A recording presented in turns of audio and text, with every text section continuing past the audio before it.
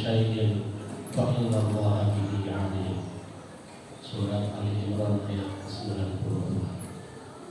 Hadirin sedang jemaah rahimahullah, puji dan syukur senantiasa kita panjatkan kehadirat Allah Subhanahu wa taala yang sampai saat ini, sampai detik ini Allah masih bisa memberikan kepada kita jatah umur, jatah usia yang otomatis. Allah masih memberi kesempatan kepada kita untuk senantiasa meningkatkan serta kualitas amal ibadah kita melalui ibadah Jumat ini.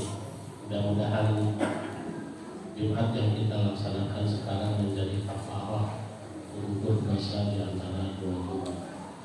Hadirin sidang jemaah rahimahullah, sudah menjadi tabiat manusia diberikan kecintaan oleh Allah SWT. Kecintaan ini tentunya kecintaan yang sifatnya tabiiyah, kecintaan secara tabiat, sebagaimana Allah nyatakan di dalam surat Al-Imran ayat 14. Allah Subhanahu wa taala berfirman, "A'udzubillahi minasyaitonir rajim.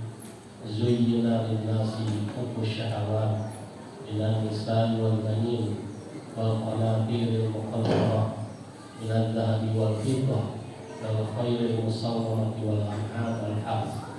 Dzalika mata'ul hayatid dunya wallahu indahu husnul ma'ab."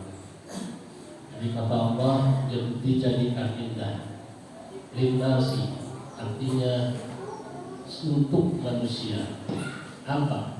Hubbus syahawat, kecintaan terhadap sesuatu yang diinginkan, baik itu kecintaan terhadap perempuan, anak dan keturunan, wal qanatiril muqantarah, kecintaan terhadap harta yang melimpah, wal khayril musawwamah, kecintaan terhadap kuda-kuda pilihan, wal an'am, kecintaan terhadap binatang ternak, wal harth, dan kecintaan terhadap ladang. Tapi itu semua kata Allah, dzalika mata'ul hayatid dunya, itu semuanya merupakan perhiasan kehidupan dunia. Dalam arti secara naluri, secara tabiat manusia itu memiliki kecintaan, bahkan kecintaan terhadap harta kadang selalu berlebihan, sehingga banyak di ayat Al-Quran Allah menyindir kecintaan manusia itu ada kalanya berlebihan. Sebagaimana di dalam surat Al-Fajr disebutkan, "A'udzubillahi minasyaitonir rajim wa tuhibbuna Allaha hubban jamma." Kalian mencintai terhadap harta itu secara berlebihan. Di surat Al-Adiyat, "Wa innahu lihubbil khairi lasyadid." Dan sesungguhnya manusia itu mencintai terhadap harta dengan kecintaan yang sama. Nah, bagi orang yang beriman, tentunya kecintaan itu harus ditingkatkan, bukan kecintaan secara tabiat. Melainkan bagi orang yang mukmin itu harus memiliki kecintaan yang didasari dengan keimanan, mahabbah imannya, sehingga bagi orang yang beriman itu kecintaan terhadap Allah dan Rasulnya itu harus didahulukan ketimbang kecintaan terhadap yang lainnya. Oleh karenanya di dalam surat Al-Imran ayat 92, ayat yang saya baca di mukadimah tadi, Allah menyatakan, "Lan tanalul birra," kalian itu tidak akan sampai kepada derajat kebaikan. Bahkan ada yang menafsirkan al-birra di sini adalah al-jannah. Kalian tidak akan mencapai kepada surganya Allah. Kenapa? Hatta tunfiqu mimma tuhibbu, sebelum kalian menginfakkan dari apa-apa yang kalian cintai. Artinya, menginfakkan dengan sesuatu yang kita cintai itu tentunya sangatlah berat.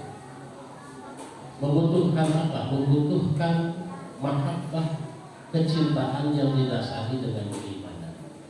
Dan untuk mendapatkan mahabbah ini, tentunya harus melalui proses. Proses apa? Proses taklim dan ta'amul. Jadi hati kita itu harus dilatih dengan cara apa? Dengan cara kita mengikuti kajian, nasihat-nasihat, menggali Al-Quran dan sunnah-sunnah Rasulullah SAW, sehingga kecintaan itu bisa kita dapatkan. Sehingga dikatakan di dalam Al-Quran, walladzina amanu asyaddu hubban lillah. Bagi orang-orang yang beriman itu asyaddu hubban lillah. Kecintaan terhadap Allah itu sangat lebih terlalu cinta terhadap Allah. Ketika Allah menyindir di antara manusia itu, ada orang-orang yang menjadikan selain dari Allah itu tandingan-tandingan, andada, yang mana mereka itu yuhibbunahum hubbillah, mencintai tandingan-tandingan itu melebihi cintanya terhadap Allah. Artinya bisa saja di antara manusia itu ada yang melebihi cinta terhadap sesuatu itu seperti yang digambarkan tadi, seperti cintanya kepada Allah.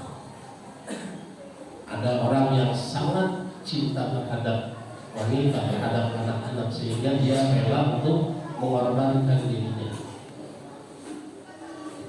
Padahal kata Allah, walladzina amanu asyaddu hubban lillah. Orang-orang yang beriman itu hendaklah melebihi cinta itu harus cinta kepada Allah. Bahkan di dalam surat At-Taubah Allah menghukumkan, qul in kana aba'ukum wa abna'ukum, ada 8 golongan. Jika bapak-bapak kalian, anak-anak kalian, istri-istri kalian, keluarga kalian, harta yang kalian usahakan, kerugian perniagaan yang kamu khawatirkan kerugiannya, itu habba ilaikum, lebih kamu cintai minallahi wa rasulihi, daripada cintanya kepada Allah dan Rasulnya, wa jihadin fi sabilihi, dan berjihad di jalannya, fatarabbasu hatta ya'ti Allahu bi amrihi. Tunggulah sehingga Allah menurunkan keputusannya. Artinya tunggulah sehingga Allah menurunkan siksa. Oleh karenanya mahabbah qauliyah yang kita miliki haruslah kita tingkatkan menjadi mahabbah imaniyah, yaitu melalui proses dalam arti kita sering mengkaji Al-Quran, mengikuti kajian-kajian Al-Quran dan Sunnah, itu sedikit demi sedikit akan mendapatkan mahabbah imaniyah. Barakallahu fiikum.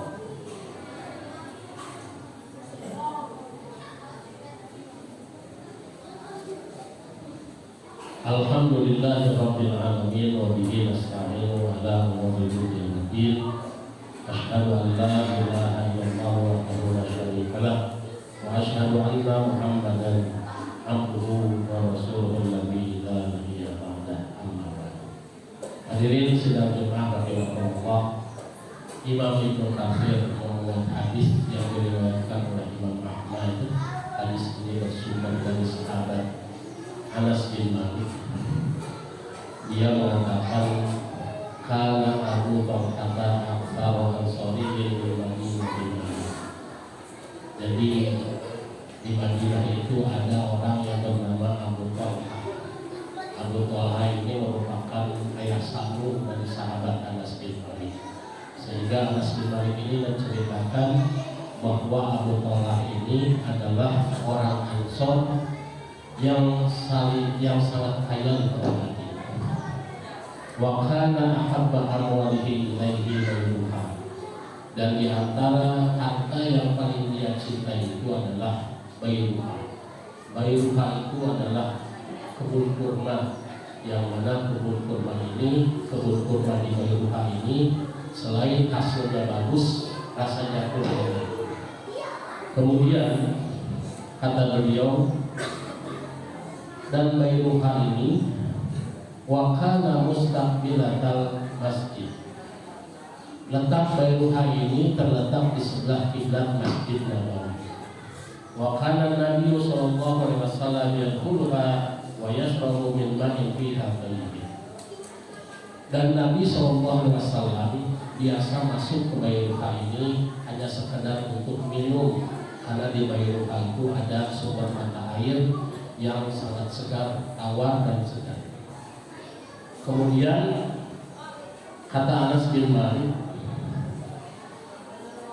falamma nazala, ketika turun ayat yang menyatakan lan tanalul birra dan seterusnya, qala Abu Talhah berkata, ya Rasulullah, wahai Rasulullah, innallaha yaqul, sesungguhnya Allah berfirman, lan tanalul birra dan seterusnya. Kata beliau, kata Abu Talhah, wa inna ahabba amwali ilayya ghairuha, sesungguhnya di antara sejumlah harta yang aku miliki, yang paling aku cinta itu adalah ghairuha. Wa innaha shadaqatun billah, dan sesungguhnya ghairuha itu aku akan sedekahkan untuk Allah. Di sini bisa kita lihat responsif para sahabat terhadap ayat Allah, terhadap ayat-ayat yang berkaitan dengan infak, sehingga ketika turun ayat ini Abu Talhah memilah dan memilih mana di antara sejumlah harta yang dia miliki yang paling terbaik dan paling dia sukai. Ternyata ghairuha, dan ghairuha ini kata Abu Talhah, wa innaha shadaqatun, aku akan sedekahkan itu untuk Allah. Kemudian kata beliau, arju birroha wa nukhraha ilallah, aku berharap bahwa dengan bersedekah ghairuha ini aku akan mendapatkan kebaikan, dan ghairuha ini kelak akan menjadi investasi aku di akhirat.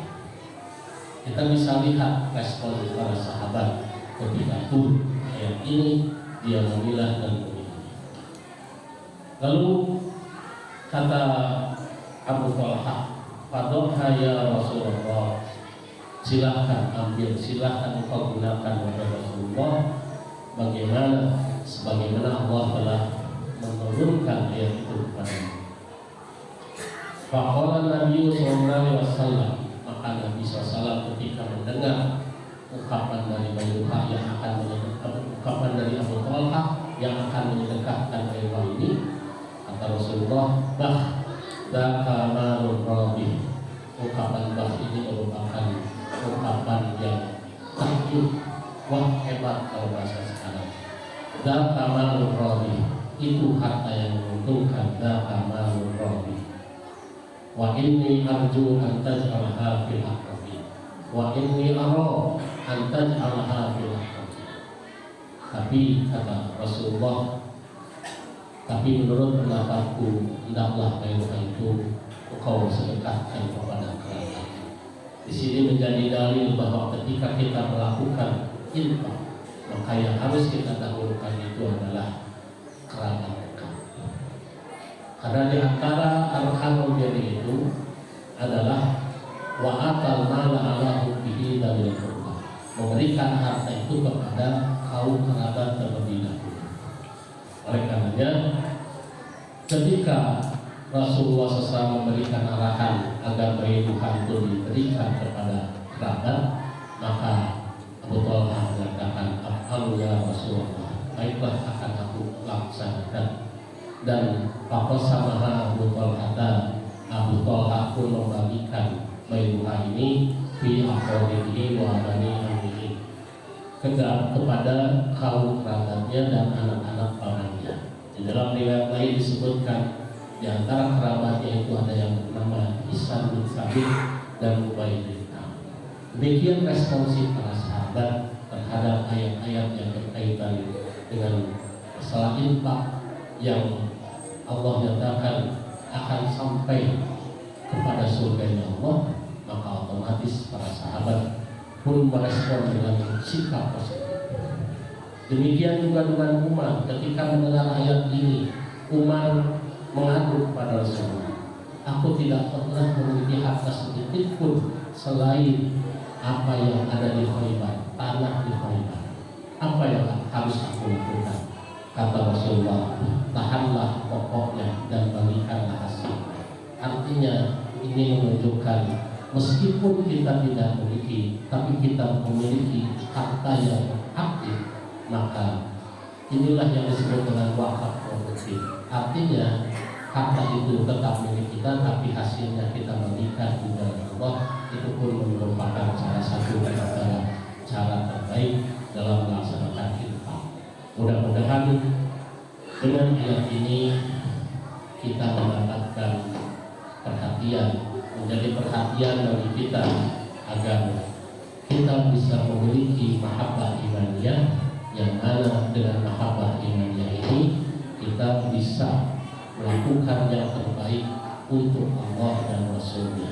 Dan mudah-mudahan Allah SWT membimbing dan mengarahkan kepada kita agar kita senantiasa istiqomah berada di jalan Allah, dan mudah-mudahan Allah membimbing, memberikan motivasi kepada kita, berikan hidayah kepada kita agar kita senantiasa taat melaksanakan apa yang diperintahkan oleh Allah, menjauhi apa yang dilarang oleh Allah SWT. Aku qouli hadza wa astaghfirullah li wa lakum.